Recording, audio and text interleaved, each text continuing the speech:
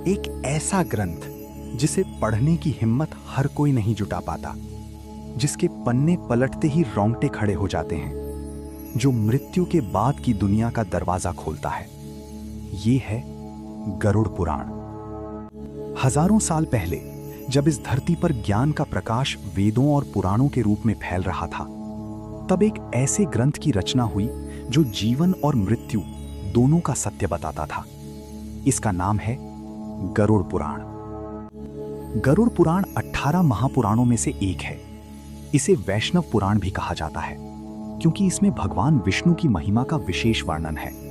इस ग्रंथ में लगभग 19,000 श्लोक हैं, जो 3 भागों में विभाजित हैं। लेकिन रुकिए, इस ग्रंथ का नाम गरुड़ क्यों पड़ा? गरुड़ भगवान विष्णु के वाहन, विशाल पंखों वाला दिव्य पक्षी, जिनकी आंखों में ब्रह्मांड समाया हुआ था। एक दिन गरुड़ ने भगवान विष्णु से एक प्रश्न पूछा, एक ऐसा प्रश्न जो हर इंसान के मन में कभी ना कभी उठता है। प्रभु, मृत्यु के बाद आत्मा का क्या होता है? और भगवान विष्णु ने जो उत्तर दिया वही बन गया गरुड़ पुराण। इस संवाद को महर्षि वेदव्यास ने लिपिबद्ध किया, और इस तरह एक देवता और उनके भक्त के बीच हुए संवाद ने एक अमर ग्रंथ का रूप लिया। गरुड़ पुराण 3 प्रमुख खंडों में बटा हुआ है। पहला है पूर्व खंड। इसमें विष्णु की भक्ति, सृष्टि का निर्माण, वर्णाश्रम धर्म और जीवन जीने के नियमों का वर्णन है। साथ ही इसमें ज्योतिष, आयुर्वेद और रत्नों का भी ज्ञान है। इसे पढ़कर लगता है ये ग्रंथ सिर्फ मृत्यु का नहीं, बल्कि जीवन जीने की कला का भी गुरु है। दूसरा है प्रेत खंड, और यही वो हिस्सा है जो इस ग्रंथ को सबसे रहस्यमय बनाता है।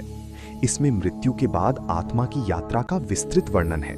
यमलोक का मार्ग, यमराज का दरबार और कर्मों का हिसाब किताब। तीसरा है उत्तरखंड। इसमें मोक्ष का मार्ग बताया गया है, यानी आत्मा की परम मुक्ति।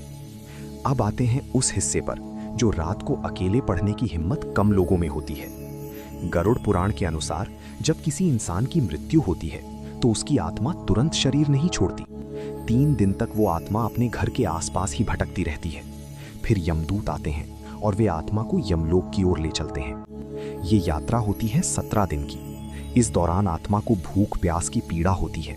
इसीलिए हिंदू परंपरा में मृत्यु के बाद 16 दिनों तक पिंडदान किया जाता है, ताकि आत्मा को इस यात्रा में शक्ति मिले। यमलोक पहुंचने पर चित्रगुप्त, यमराज के सचिव, उस आत्मा के पूरे जीवन का लेखा खोलते हैं। एक एक कर्म, एक एक विचार, एक एक पल, कुछ भी नहीं छूटता। और फिर कर्मों के आधार पर निर्णय होता है। गरुड़ पुराण में 28 प्रकार के नरक का वर्णन है, जहां बुरे कर्मों की सजा मिलती है। झूठ बोलने वाले को, दूसरों को धोखा देने वाले को, निर्दोष को सताने वाले को, हर पाप की अलग सजा। लेकिन गरुड़ पुराण यहां रुकता नहीं। वो ये भी कहता है पुण्य का फल स्वर्ग है। जो दूसरों की सेवा करते हैं, जो सत्य बोलते हैं, जो दान करते हैं, उनकी आत्मा दिव्य लोकों में जाती है। और जो सबसे ऊंचा है वो है मोक्ष, जन्म और मृत्यु के चक्र से मुक्ति। वो अवस्था जहां आत्मा परमात्मा में विलीन हो जाती है। अब एक बड़ा प्रश्न, क्या गरुड़ पुराण सिर्फ मृत्यु के समय पढ़ा जाता है? बहुत से लोग मानते हैं कि ये ग्रंथ केवल किसी के मरने के बाद पढ़ा जाता है, लेकिन ये पूरा सच नहीं है। हाँ, भारतीय परंपरा में मृत्यु के बाद 13 दिनों तक इस ग्रंथ का पाठ किया जाता है, ताकि मृत आत्मा को शांति मिले और परिवार को सत्य का बोध हो। लेकिन गरुड़ पुराण कहता है जो जीते जी इसे पढ़ता है वो मृत्यु से नहीं डरता, क्योंकि जब आप जान लेते हैं कि मृत्यु के बाद क्या होगा, तो जीवन जीने का तरीका बदल जाता है। आप झूठ से दूर हो जाते हैं, क्रोध से दूर हो जाते हैं, लालच से दूर हो जाते हैं। गरुड़ पुराण सिर्फ एक धार्मिक ग्रंथ नहीं, ये एक ज्ञान कोश है। इसमें है आयुर्वेद का ज्ञान, रोगों का उपचार, जड़ी बूटियां और शरीर को स्वस्थ रखने के उपाय। इसमें है ज्योतिष विद्या, ग्रहों का प्रभाव, नक्षत्रों की गणना। इसमें है रत्न शास्त्र, हीरे, माणिक, पन्ने, इन रत्नों की पहचान और उनके गुण।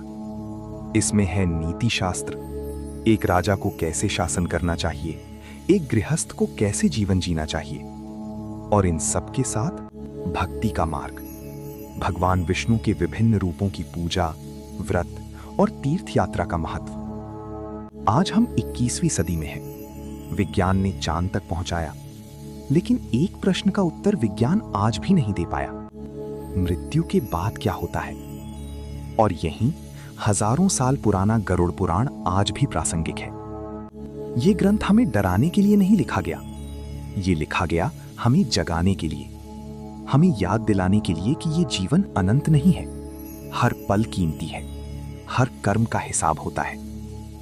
गरुड़ पुराण कहता है, जो आज बोओगे वही कल काटोगे, चाहे इस जन्म में चाहे अगले जन्म में। तो अगली बार जब आपके मन में ये प्रश्न उठे, मैं कौन हूं, मैं क्यों आया हूं और मुझे कहां जाना है, तो याद रखिए, इन प्रश्नों के उत्तर हजारों साल पहले ही दे दिए गए थे। एक पक्षी ने पूछा था, एक देवता ने उत्तर दिया था, और वो उत्तर आज भी जीवित है गरुड़ पुराण के पन्नों में। मृत्यु अंत नहीं है, ये एक नई यात्रा का आरंभ है।